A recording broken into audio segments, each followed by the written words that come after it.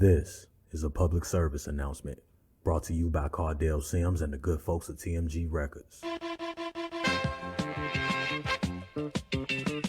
Check the forecast. I rain fact, that's truth precipitation.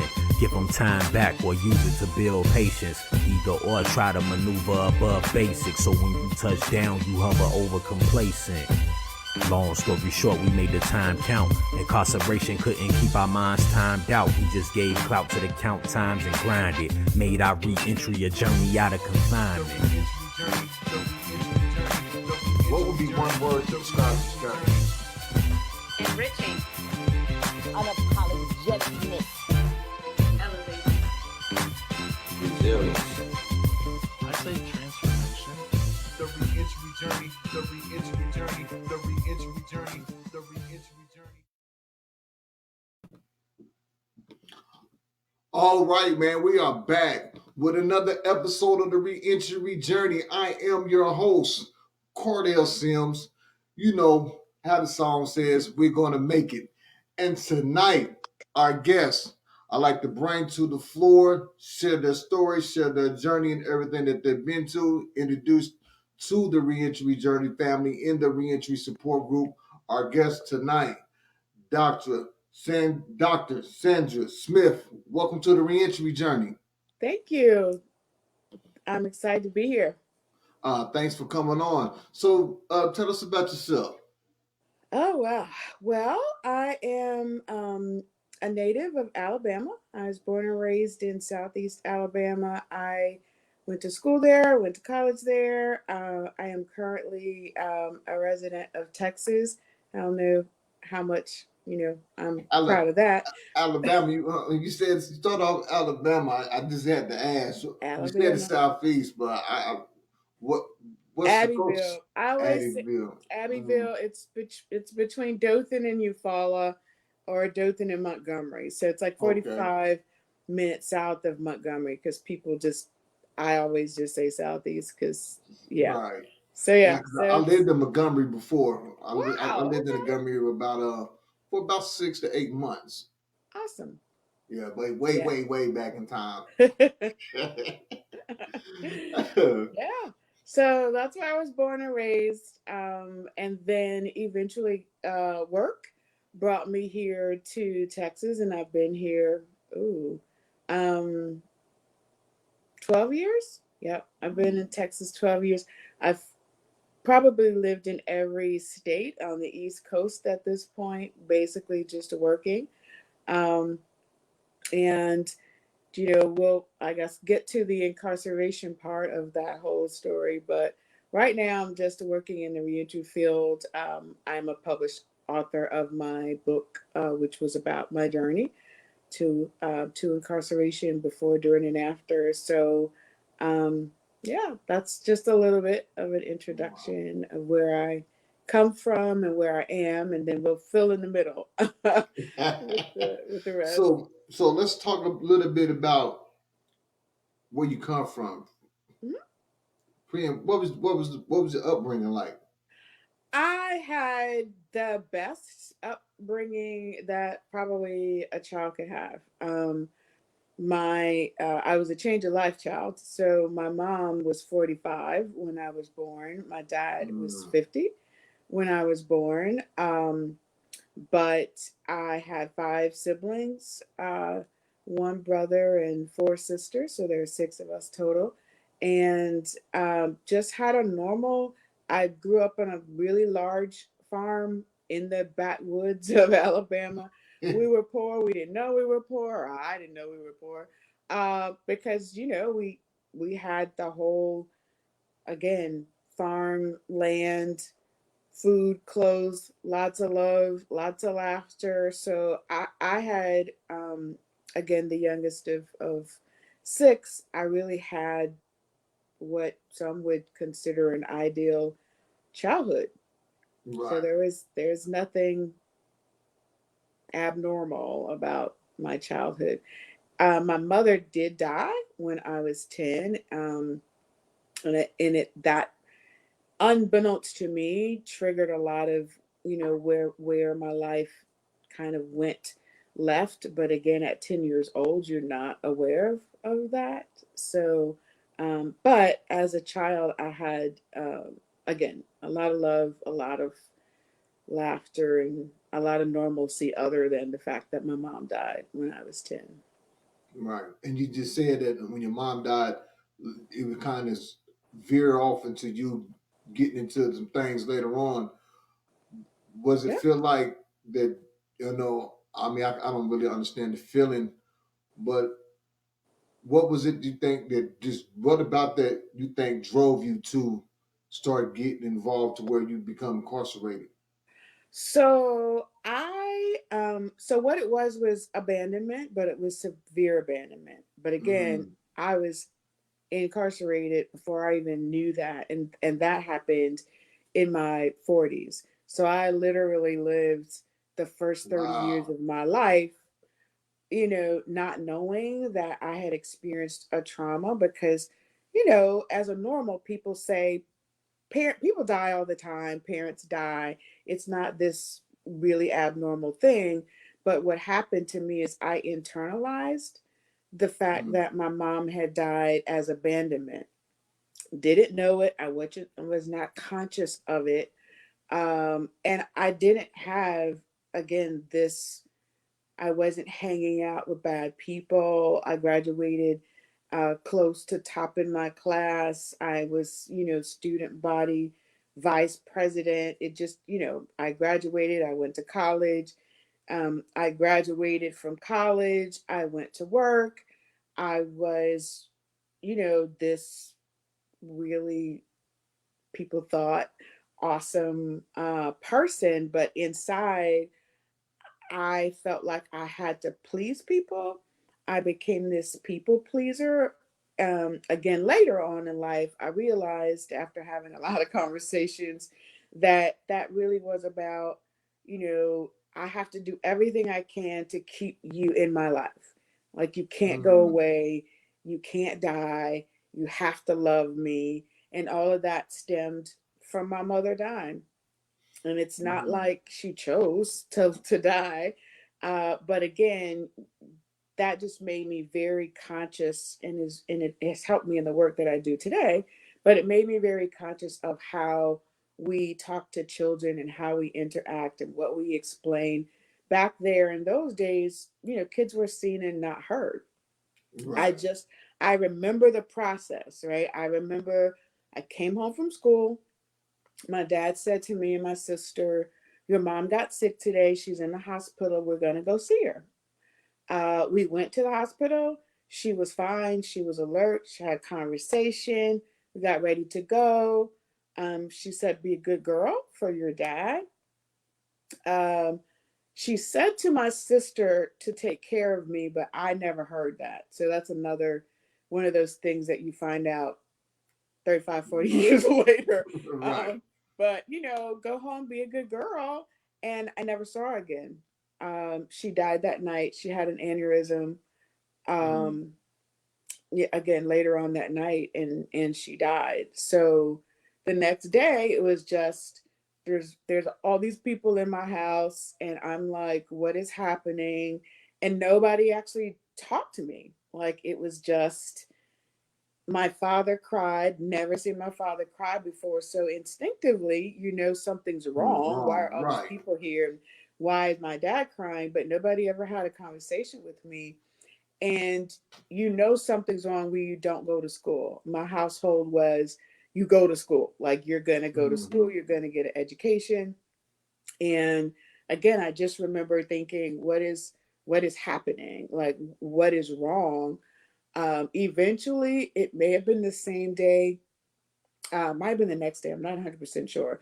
But eventually, I said to one of my cousins, why can't I go to school? Like, what is going on?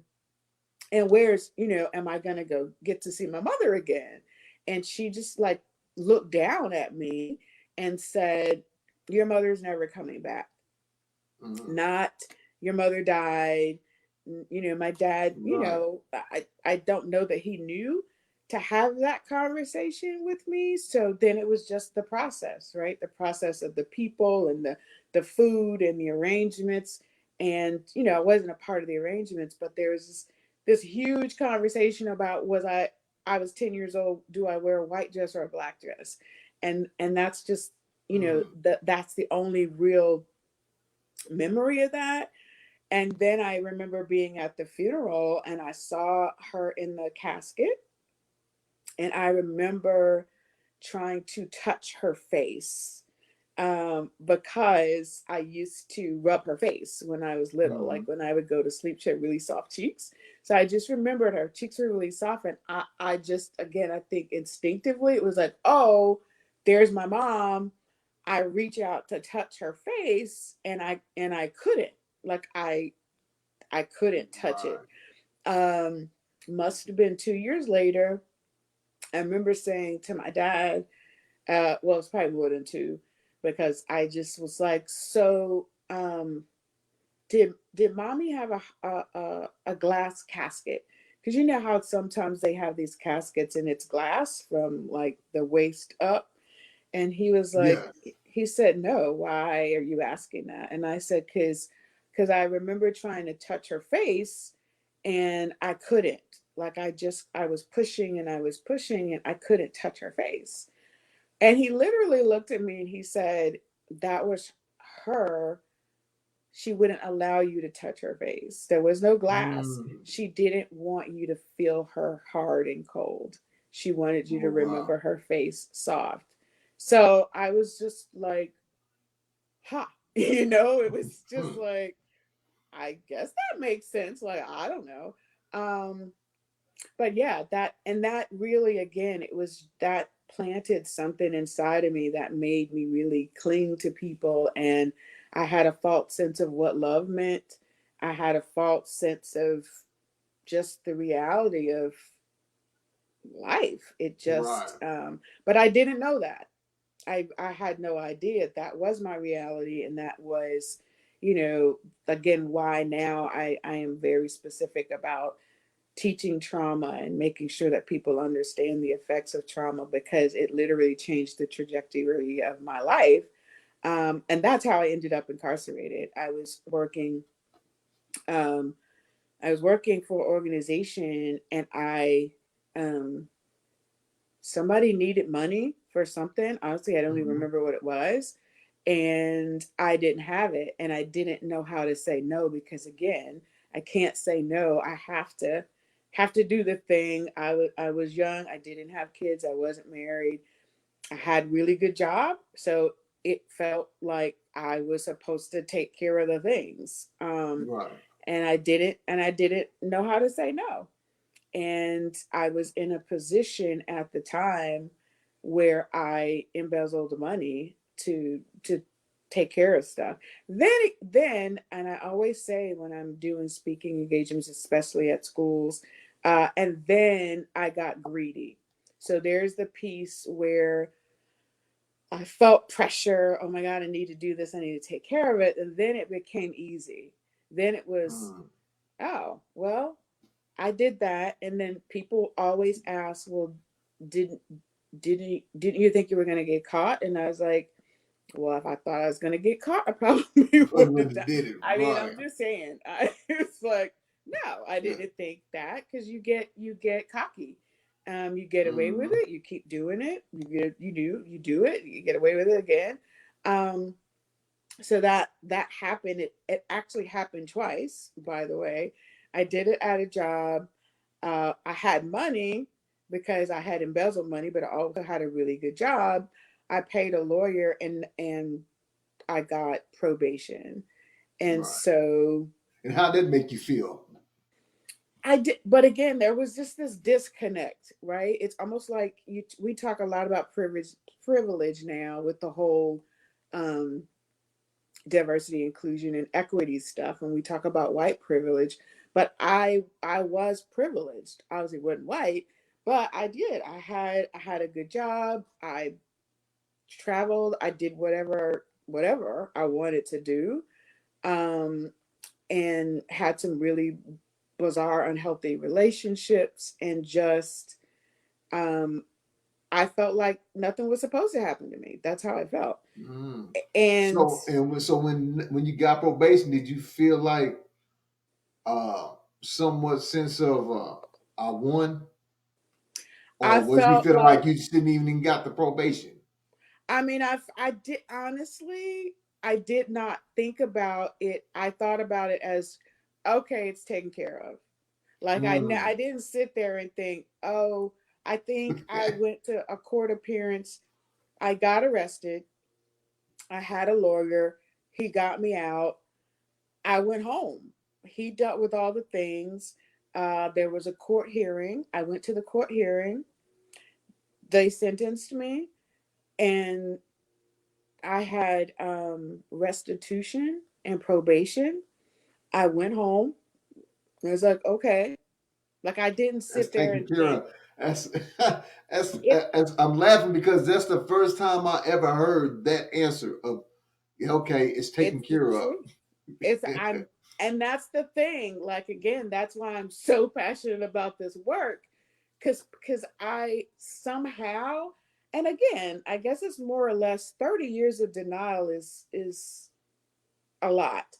So Mhm. you create this framework in your mind of, you know, right from wrong. I 100% I knew right from wrong, but there was this place that I had created in me to convince myself, because we can convince ourselves of a whole lot of stuff that is crazy.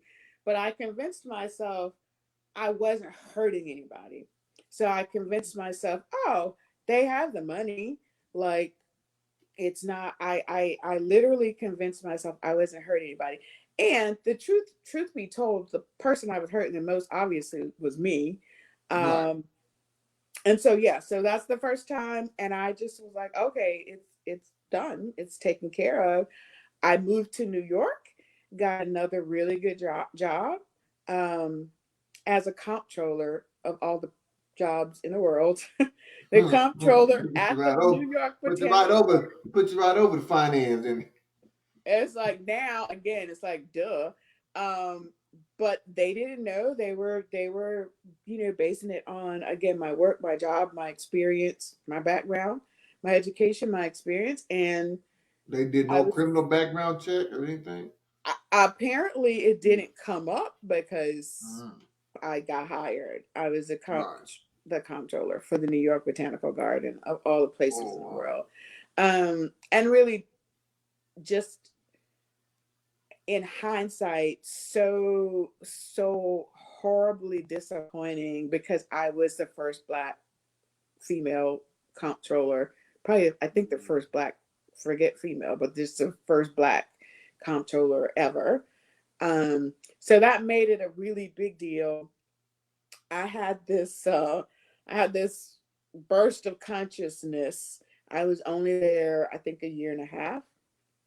Um, and I was like, you know, this is crazy. I'm not going to keep doing this, because I did exactly the same thing I did in North Carolina, in New York, because I Hmm. had it down to a science. It's, you know, Right. I had, it's also was a learning experience for accounting departments, that you don't give anybody that kind of control, because I could enter invoices, I could write checks, I had um I wasn't signing them, but I had the what do you call it, the signature of Uh. the VP. So I literally Yeah. could put in a payee, print a check, approve a check, sign a check. I mean, yeah, I'm pretty sure the world has figured out that internal controls should really work differently. Right. But at the time, that was, I could and I did. And so I, again, I resigned. I went home, got a nice little piece of water for Crystal as my going away gift. Uh, and I was like, I'm not going to do that. Like, that's just, I'm not going to do that anymore. A year and a half. It's about a year and a half. It was 2002. I had gotten another job. I was working. I had asked for forgiveness from God, and I was like, all right, I'm good. A little over a year That later, sounded good, didn't it? Mhm. I mean, it made perfect sense in my head. But at I 2002, I had actually gone on a trip with my family to Rome. I had a niece in school in Italy, and we went to visit. I came home the day after. My doorbell rang, and there's this man standing there, and he's what he said was, "Are you Sandra Smith? Are you alone, and do you have pets? Like, do you have dogs or whatever?" And so this is in Raleigh, Clayton, North Carolina, which is right outside of Raleigh. Again, really nice areas, kind of out in the woods. And I just looked at him, and I was just like, who are you? Most people are like, why would you open the door? But I Right. mean that again. I was just like, who are you? And he took out his badge because he was plain clothes officer. He took out his badge and he said, I'm from Johnson County Police Department. I need you to get dressed and come with me. And I was like, come with you for what? And he said, did you ever live in New York? And I was like, oh, damn. Man. That was literally my thought. It was like, well, damn. And so I looked at him. I said, yes. He let me close the door. I mean, I could have run out the back, whatever. Again, my brain just wasn't wired to the. I convinced myself I wasn't a criminal. How about that? Exactly. So I wasn't wired to like run into the backwoods of North Carolina and be chased by the cop. Like, no. I went. I got dressed. He was really nice. He said, if you know a lawyer or whatever, now would be the time to call them. I had a cell phone. He didn't take my cell phone. He let me sit in the front seat of the police car. He did not handcuff me. Once I got outside, I realized there was another not like another investigator officer, whatever. Officer. Yeah. So it was another car, another officer. He basically just nodded. I guess it's fine, go away. So that cop left. I got in the car. I actually had been working on a political campaign for a judge, and she happened to be my sorority sister, and I couldn't remember her number. I was just like, Addie. Her name was Addie. I was like, Addie, oh my God, let me call Addie. I couldn't remember her number because I'm shaking, I'm scared, like all the things, because the chickens had come home to roost. It got real. It got real fast. But there was a lady that at the church that I went to, and I was like, I know she'll know because she's the reason that I was working on the campaign. Anywho, got in touch with Addie. Thank God it was a pretty long drive to Johnson County Jail. And she said, don't panic, which I now know when somebody says don't panic, that you probably need to panic. Yeah, you panic. They start out like that, they She said, ask the cop who the magistrate is on duty. Who's the magistrate on duty? He told her, and she was like, it's gonna be fine. I'll take care of it. We get to the jail, and he said, okay, I'm gonna have to handcuff you now. Honest to God, I don't remember a lot. I don't remember a lot from that point. I just remember lots of tears. I remember orange jumpsuit. I remember being in a cell, and I literally think I cried the entire night. Because the next thing I remember, they were like, Smith, and I went in. They had arranged bail, and I was released. But I didn't know. So there was a warrant for my arrest, obviously, from the botanical garden, but there was also extradition because an extradition warrant. Okay, you're right. I waived my extradition, and I voluntarily went back to New York because, again, from them transporting you? to New They York? they didn't. That's what I'm saying. I got out. You went back to New York. I waived What? extradition and paid for my flight to go back to New York because in my brain, should give you some indication of how my brain used to work. In my brain, I got away with it the first time. I'm going to get away with it the second time. We had a lawyer. The lawyer I'm just gonna was, get this taken care of. again, yeah, no, that wasn't that. I had a friend that was like, no, I'm going to go to New York with you because we thought we're going to go early. I'm going to make an appearance. Again, bless my heart, as my grandmother would say, I was like, oh, and we'll be home in time for dinner. Like, this is never Right. saw home again. I never, I never saw that Mm. house again. The lawyer showed up. She was interesting. I'll just say that about her. Um, Again, there was just, I remember at one point, because I was at um, the Bronx Borough, it was like the federal building. Yeah, Well, it's the not a Bronx. federal building, but the Superior Court of New York, Mm. but it was in the Bronx complex, the building. And so, they're big in their old buildings. And I remember being handcuffed to a radiator. Um, it wasn't hot because it was the summer. It was, it Yeah. was April. Well, it's probably May by the time I got that whole process through. But anywho, um, finally got to the judge. It was like 4 or 5 o'clock in the afternoon before I saw the judge. Uh, it was a huge room. There was nobody in the room but us. There was one person in the back of the room. I didn't know who it was. It was a white guy sitting in the back of the room. Uh, go before the judge. I remember somebody yelling, hurry up. The bus to Rikers is leaving soon. And I Uh, just remember going, Rikers Island? Like, are we, is right. this, What you mean, is right? this about to, talk Hold about on. getting real. No, you ain't Um, talking about Rikers Island. Wait a minute. I Hold up. know what has just happened here? My girlfriend is in the courtroom. I look at her, she looks at me, and I was just like, I don't, Mm. wow. Um, they sentenced me. They didn't sentence me. Yeah, they did. They said they set my bail at 750, 750,000. Ooh.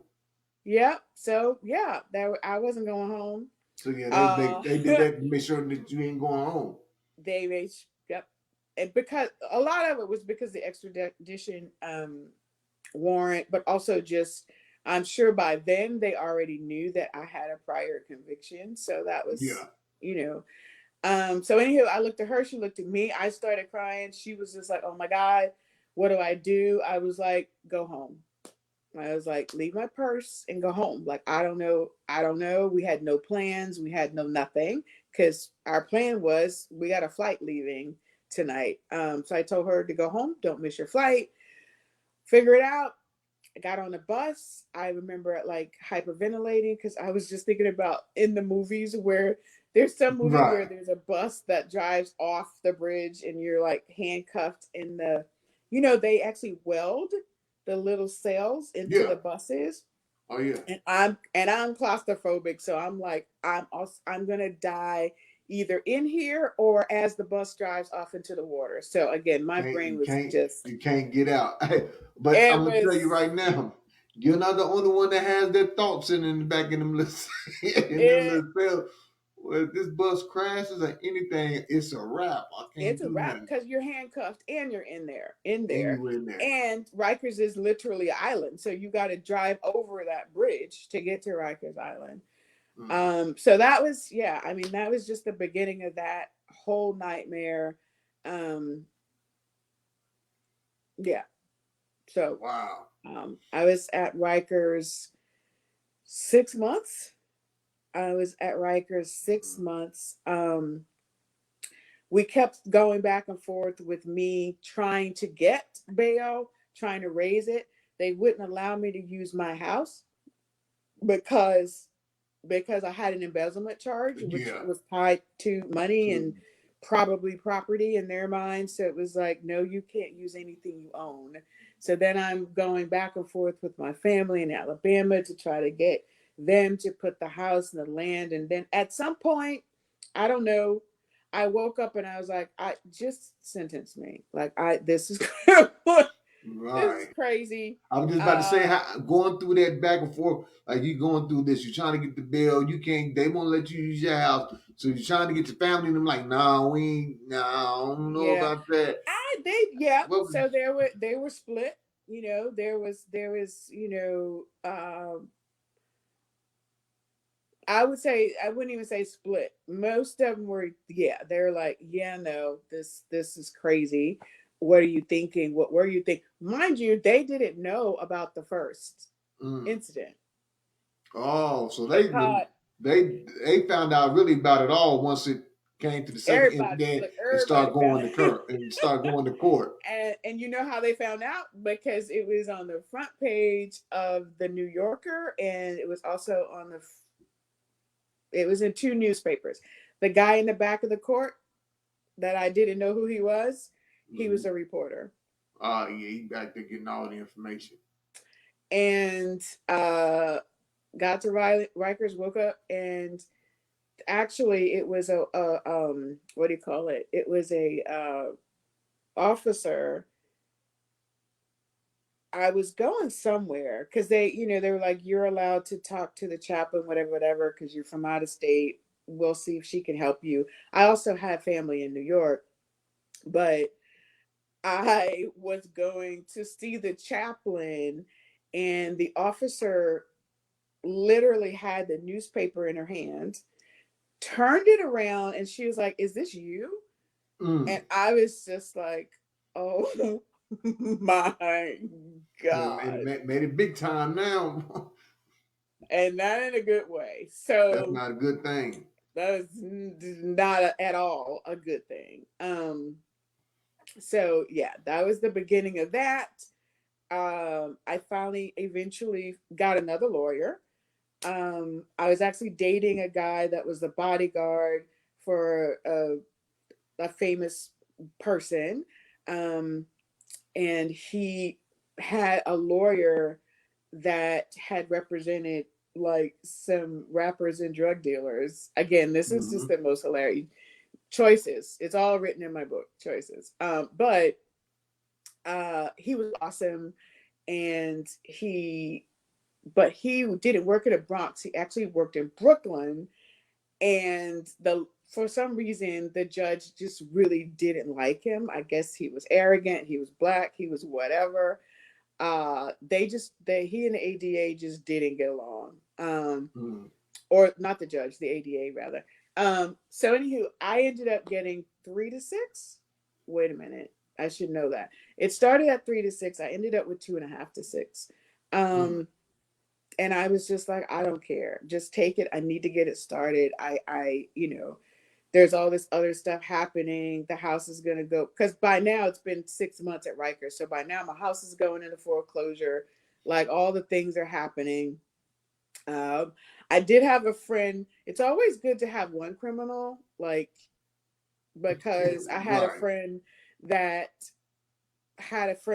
broke into my house and took my belongings out. So I was losing the house, but I had my belongings. You're They right. put it in the storage. You really can't make this up.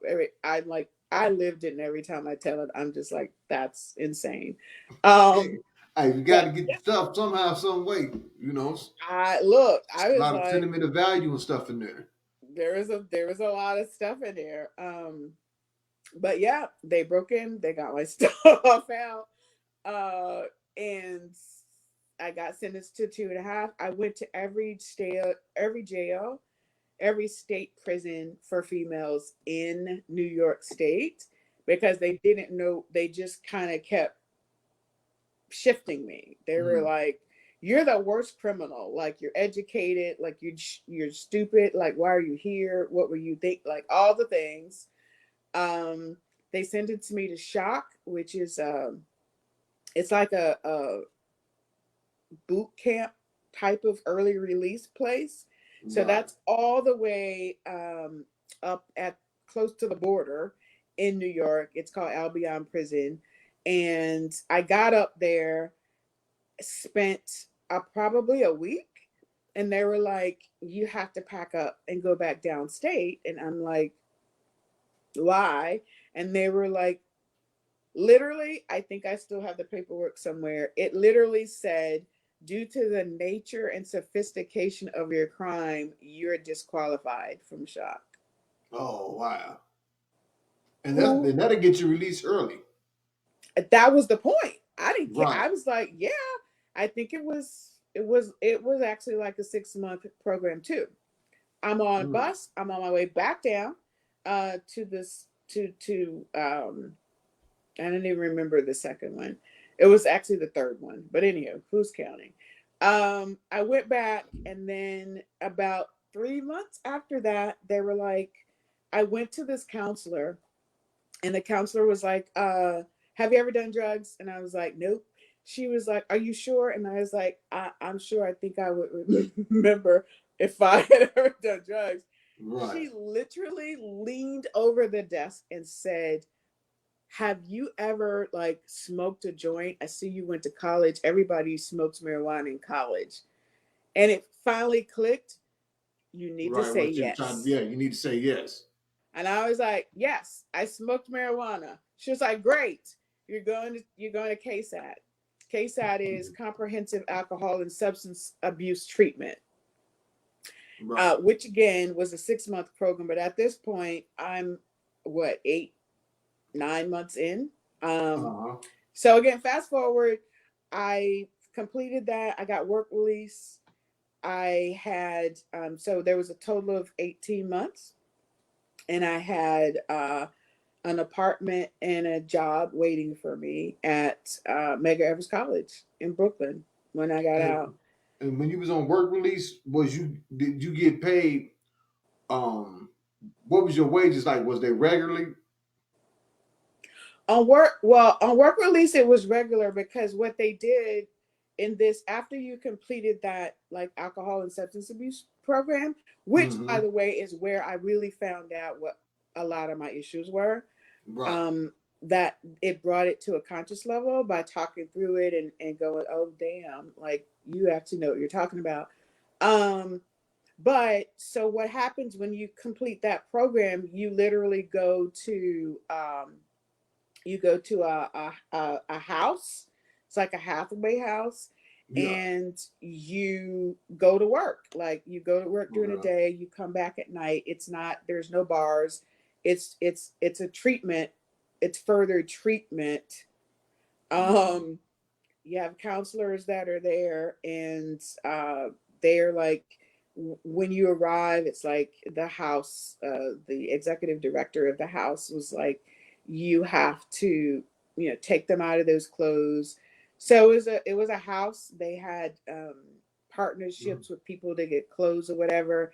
And again, that word privilege kind of creeps up because I had friends and I had family that literally had arranged for me to have an apartment and a house once I completed the work release. Mm-hmm. So the first day that I got to go out and look for a job, I came back with one because I already had a job. Um, Right. but So the you didn't have wages, no like, issues for getting no job because you already had one. yeah, they had arranged for me to get a job. The counselors, what they do is they know how much you make because you have to give them your pay stub. Yeah. You have to put X amount into savings, and then they'll let you spend X amount. So, um, again, I ended up helping people at the house. I would help people do resumes because I knew how to use a computer and all that stuff. And then I started working at Medgar, and then I finished the work release and I moved into an apartment, and I was there for the next 8 years at Medgar Evers. So Mm. yeah. Right. And so you said in that program is where you learned to about a lot of the things that you were dealing with. Hmm. What were some of them things? That was where I understood that I was no, I don't want to say suffering from, but I was experiencing severe trauma. It's where I understood, the whole thing about my mother dying for me personally was a traumatic experience. And then I internalized all that, and it manifested itself in, like I said, being a people pleaser, and again, clinging to people, and wanting to buy them stuff and do stuff. And it was a great time to know me, because if you Mhm. if you needed something, it was like, oh, you need a bedroom set, okay, whatever it was. Because in my mind, if I don't please you, or if I don't do what you ask or what you need, then you're going to leave. And when you are suffering from severe abandonment issues, that's like the trigger. The trigger is, oh my God, you left. Oh my God, you're not there. I did something wrong. I didn't do what I should have done. Not, again, you're not connecting the pieces that your mother never abandoned you. Mm. And so the counseling, the conversations at the house with the counselors, and even in the programming, stuff just started to click, and you start to think about your behavior, and you start to think about relationships, and you're like, damn, she's right. Like, So you wow, believe that that's you believe that the you thinking your mother abandoned you led to a lot of codependency? oh heck yeah. Oh, absolutely. Like every every relationship, male, like relationship, romantic relationship, it was people that it wasn't abusive. Again, I was never abused. I never allowed abuse in my to me, but it was mentally abusive. Which Mm. sometimes psychological abuse is just as devastating or worse. I mean, I think they're all like horrible and not acceptable. But, when people can mess with your mind and your thought processes, that's not okay. And it's particularly hard when you're young, because I was in a relationship at 23 with a 49-year-old pastor. Um, Mm. and Dang. because I told him, you know, I'm telling him, my past. He knew my vulnerability, and he took advantage Hmm. of it. So, pastors, and not all, because there is no one size fit all, but I do not like most pastors. Like, I'm extremely just I don't trust. I still have very, very bad trust issues, because I'm like, yeah, you're lying. Like, Right. and then there are people that are like, well, you were 23, you should have known better. And I'm like, I should have. You're right, but I didn't. And I didn't. I didn't know any better. Again, it just creates that passion Mm. for the work that I do now, because on And the other so, side of it, you see how pretty crazy that was. And you're like, why, right. but now I know to ask people what happened to you, not why did you do that, not what were you thinking, what's wrong with you. It's what happened to you. And there's always a story. They may not even remember it at the time. Our brain protects us from trauma until we're at a point where it thinks that we can accept it. So a lot of people don't even know the abuse, the real abuse, like rape and all the things, hideous things that have happened to people. Sometimes it's buried, and they don't even know how to process that, or have safe places to have those conversations. So let's talk about the work that you do now. Let's tell us about the work that you do now. Yeah. So now I am what's called a peer programs manager. Peer support. It's a thing. It's people have been doing peer support, which is basically people helping people based on their lived experience forever. But there is something in the country called formalized peer support, where there's certifications, there's trainings, there's continuing educations. It's People make it akin to counselors, but there's no licensure. There's a certification attached to it. It's in 3 of the 50 states, and there's a huge in Texas. There's a huge network of peer specialists, and what I do is I'm responsible for training those people, the certification training, making sure that they get their continuing education, working with Texas Workforce Commission to try to make sure people can get employed and keep employment. And I actually had the opportunity to create the first reentry peer specialist certification in this state of Texas, and it's only one of 3 in the country. And ours, I like to take bragging rights. Ours was created out of trauma and my personal understanding of trauma. So we had professional curriculum writers, and I served as the expert, the subject matter expert for how to develop it and what needed to be in there. But trauma it's actually 2.5 days of the 8-day training. It focused specifically on trauma and getting people to really understand, and again, creating safe environments for people to talk about that with other people that have that experience. So it's like, oh, wow, I thought I was the only one. I thought I was the only person whose father started raping him at 5, or stepfather, did these crazy things to me. I thought I was the only person. And so internalizing all that stuff, just, it's heavy, first of all, but it also just creates this person that is not free and that doesn't even understand that what they think they did, somebody did to them. Me, again, nobody did anything to me. I internalized all of that and created it in my head by myself. But I understand it now, and I understand the why. So once you can understand the why, you can start the healing process. So my work is really just about certification training and healing from trauma, from whatever that is. We provide substance use, mental health, and now the reentry training that we were able to have it become an actual certification.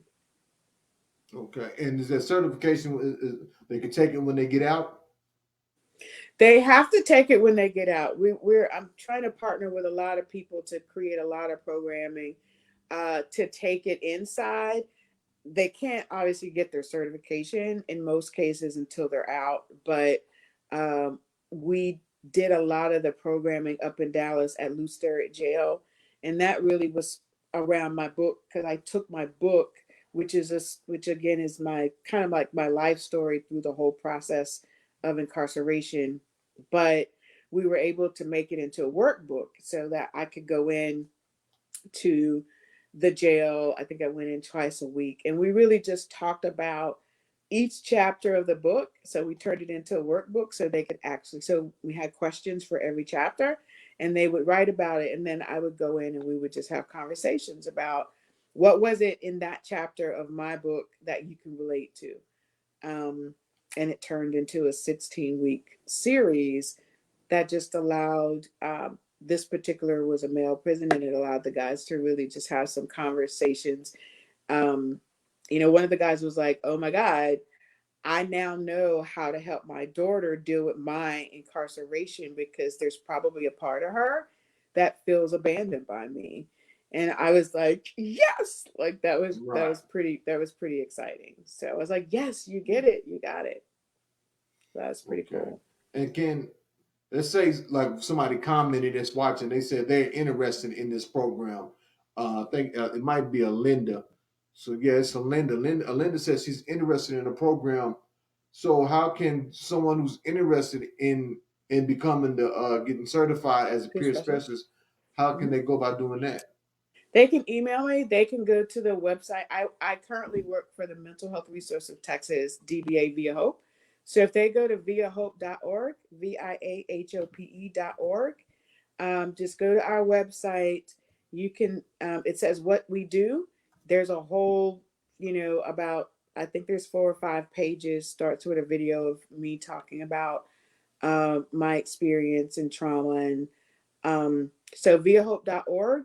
what we do, and my email address is there as well. Like, you can just go contact us. There's a picture of me.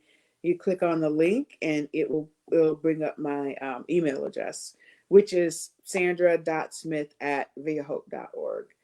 So we can get people some information. There are people from other states that have taken it. Right now it's just a Texas certification, but people take it because they want the content. They don't Mhm. necessarily care about being certified. We are working on a national certification as well, but it's only 2 years old. The reentry certification is only 2 years old. The mental health and substance use, that all of that is as old as Via Hope, which is 12 years old. So Oh. Mm.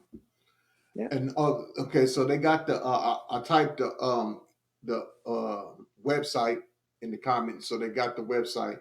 So they Mhm. said they got that, and then she also said, "Is your book on Amazon?" Yeah, it is Choices by Dr. Sandra Smith. So yeah, if you just go to Amazon and put Choices and by Dr. Sandra Smith, it should pop right up. So the book and the workbook are on Amazon. It's on Barnes and Nobles too, I think. Still, yeah. All right. And so my final question, I ask all my guests this same question. If you had one word to describe this journey, what would that one word be, and why? Continuous, Mm. And why because you choose it's continuous? because it's a never it's a you it doesn't end. It until I die, I will be traveling the journey. I will be stigmatized, all the things that happen to people that have been incarcerated. So the journey doesn't end. Well, perpetual probably would have been better, but it's continuous. It just it. But for me, again, I've just been so blessed, and so fortunate to have the people network, your family, your network. It's so important. Um, and I've just been tremendously blessed to be able to push past and now be able to give back. I go to Ohio. I think you mentioned something about Ohio earlier. I think the video. I go to Mansfield Prison, Great Lakes with a group from New York. I traveled, well, until COVID. We traveled up there a couple of times a year to do prison ministry with his group. So it's just important to me now to just give back and create as much as I can to support people through this journey, through this process. Mm, great. So once again, let the people know the website and the name of the book where they can get it. Mhm. Yep. The website where I work is viahope.org, viahope.org. You can go to my personal website because I do consulting and speeches, and that's just Dr. Sandra, DRSAN. I forgot how to spell my name. DRSANDRA.me, me. So drsandra.me is my personal email. You can always shoot me an email there. I mean, my personal website. You can email me through that, or you can email me through viahope.org. The book is Choices by Dr. Sandra Smith, and that is on Amazon.com. Mm. And there you have it. Tonight we had an amazing guest. We appreciate you coming on, sharing your journey. I learned a few things from the different aspect. I really like the when you said that when you was in court. Okay, that's taken care of and out the way. Yeah. that was I that mean, was again, that was a it's, very interesting it's, perspective. and again, I am probably now the most honest person you will ever meet. I tell it like it is. People at work, my employees will be like, don't ask her if you don't want to know the truth. But that is the truth. I mean, I had a lot of time to think about it. And I've had, a lot of people ask me questions again about what were you thinking? What were you doing? You know better, blah, blah, blah. You were raised so much better, all the things. Um, and that's just what I thought. I thought, okay, Right. done. Next. And then I Now- thought it was going to be done again. And like I said, we all know how that turned out. So it turned into a continuous journey. it turned into a journey within a journey for sure. No doubt. So thank you for coming on to our podcast. We really appreciate you taking the time out to share your story and also joining our Facebook group. You feel free to communicate in the Facebook group. We do a lot of networking within the group.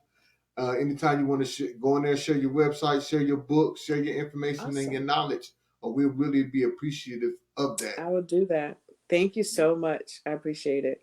Thank you. You have a great night. Take care. You too. You too. Bye. Bye-bye.